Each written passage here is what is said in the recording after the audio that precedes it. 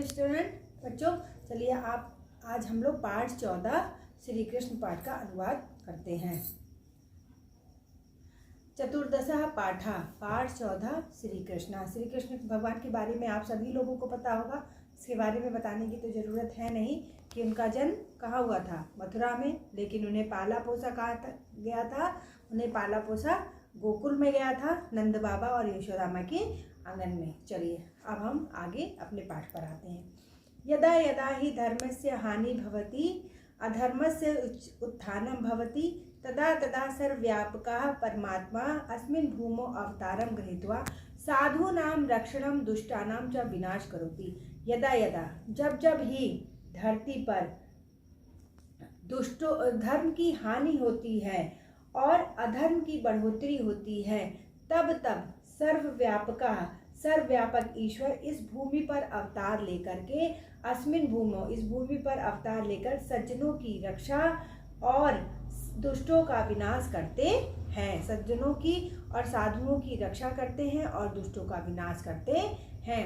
तेषु अवतारेषु श्री कृष्ण अवतारः प्रधानतमः अस्ति। उन सभी अवतारों में श्री कृष्ण का अवतार सबसे श्रेष्ठ माना जाता है। श्री कृष्ण भाद्रपद मासस्य श्री कृष्ण पक्षस्य अष्टमा तिथौ अजायत। श्री कृष्ण भादो के महीने में कृष्ण पक्ष की अष्टमी तिथि को अजायत यानी कि जन्म लिए थे, जिसको हम लोग जन्माष्टमी भी जो त्योहार मनाते हैं।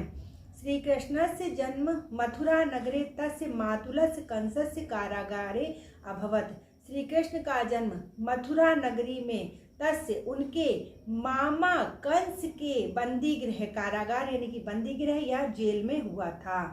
तस्य मातु नाम देवकी आसीत। उनकी माता का नाम देवकी था।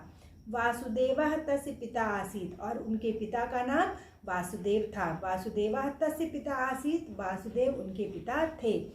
कृष्णस्य लालनम पालनम नंद यशोदा गृहे अभवत। श्री कृष्ण का लालन पालन नंद और यशोदा के घर में हुआ था। श्री कृष्ण गोकुले एव चिर अनिसवत अनिवसत। श्री कृष्ण गोकुल में भी बहुत समय तक रहे थे। श्री कृष्ण कंस प्रेषितान अघासुर बकासुरादीनान अनेक राक्षसान तत्र व्यनाशत। श्री कृष्ण ने कंस के द्वारा भेजे गए अघासुर बकासुर इत्यादि अनेक राक्षसों का नाश भी किया था। अन्ते श्री कृष्ण एकस्मिन् मल्ल युद्धोत्सवे कंसस्य मल्लानां वधं कृत्वा। अंत में श्री कृष्ण ने एक मल्ल युद्ध उसको कहते हैं जहाँ पर कुश्ती, पहलवानों की कुश्ती होती है। कंस का उसी मल्ल युद्ध में उन्होंने कंस का वध कर दिया।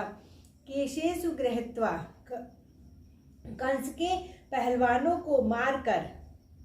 फिर से देखिए, अंते श्री कृष्ण एकस्मिन, अंत में श्री कृष्ण ने एक पहलवानों के युद्ध के उत्सव में मल्लानाम मतलब कि उनके कंस के पहलवानों को मार करके, मल्लानाम बधम कंस के पहलवानों को मारकर, कृत्वा मार करके, कंस के बालों को पकड़ करके, केशेषु कृत्वा कंस के बालों को पकड़ करके, तथा तम अपातयत और कंस उसे जैसे ही नीचे गिराया, यथा सा मृत्यु अद्य गच्छत और वह मृत्यु को प्राप्त हो गया, अर्थात उसकी मृत्यु हो गई। कंसस्य वधेन सर्वत्र शांति अभवत। कंस के वध के बाद चारों ओर शांति छा गई, यानी कि चारों ओर का वातावरण अच्छा हो गया।